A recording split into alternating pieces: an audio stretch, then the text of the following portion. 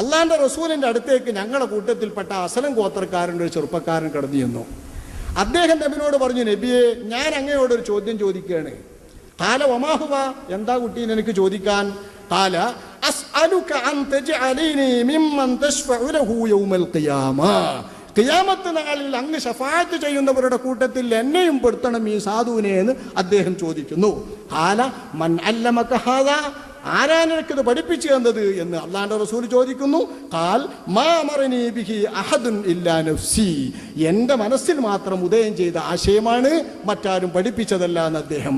ഖാൽ ഫഇന്നക മിമ്മൻ അശ്ഫഉ ലഹു യൗമൽ ഖിയാമ, എന്നാൽ ഞാൻ ശുപാർശ ചെയ്യുന്നവരുടെ കൂട്ടത്തിൽ നീയും പെട്ടു നിശ്ചയം. ഖാല റസൂലുള്ളാഹി, അള്ളാന്റെ റസൂൽ പറഞ്ഞു കൊടുക്കുക. ഇമാം തൊബറാനി തൻ്റെ മുഅ്ജമുൽ കബീർ 20-ാം വാല്യം 365-ാം പേജിൽ നിവേദനം ചെയ്യുന്ന ഈ ഹദീസ് ഏറ്റവും വലിയ ഹദീസ്